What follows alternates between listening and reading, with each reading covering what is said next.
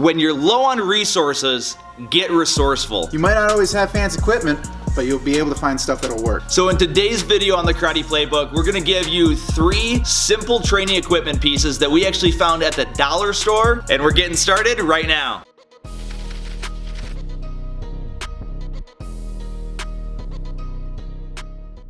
Alright, so like we mentioned in the intro, today we're talking about 3 different simple pieces of training equipment that we actually found at the dollar store, and you might even have just sitting around the house, and that you can use in place of expensive training equipment. Alright, so jumping right into it, the first thing we have is something that a lot of people have sitting around if they do any gardening, but it's just some pads that are used, like I said, for gardening for you to kneel down on. So again, you might have something along these lines already, but the cool thing is they have a handle and they are nice and flexible, but fairly durable for throwing kicks on. So if we back up a little bit and Jamie sets up into a stance, I can hold these out for either a round kick or a hook kick, whatever technique he wants to throw.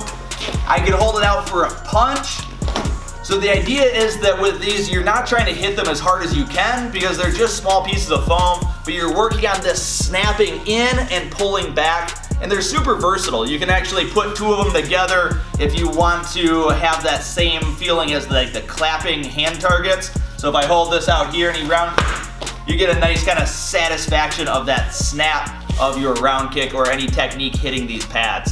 All right, so jumping right into the next one that we found are actually these little things that a lot of people use for decorations, but of course we're weird and love to hit things, so we saw them immediately as great ways to train for accuracy. And this is actually a training drill that my instructor, Sensei Al Dorlag, just did recently in a seminar, and he pointed out that you can quite often find these at most dollar stores, so of course we had to go out and find them. But just any sort of a hole like this, and you can hold it at any height. So I might hold it for a jab, and he has to go in and out, and then maybe a reverse punch.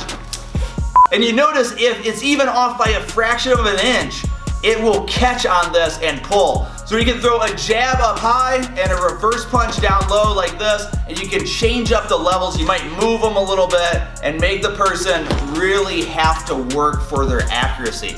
All right, and finally, the last one is actually one of the most versatile training equipment pieces that we have, and of course, super expensive, and it's just a pool noodle. All right, it's just something really simple you probably have sitting around somewhere. But I did a video on some footwork drills using one of these pool noodles, so I'll link that one in the description box, and I'll toss a card up here in the corner. But the thing that we're going to talk about right now is actually for blocking. And you'll quite often see boxing coaches use these because they move super fast and you don't really have to worry about being injured with them. So if Jamie's set up into a stance and I have just the general urge to hit people with noodles, I'm just going to start bringing these around, and I can give him any sort of angle that I could possibly want, like this, and we might even limit it so he only can use his front hand. All right, so you can say either front hand, maybe both hands. If you do boxing, you can bring your hands up a little bit higher, get in close, but you can bring these as fast as you want and try to overload their eyes and overload their senses so that when they respond, it's just a natural action.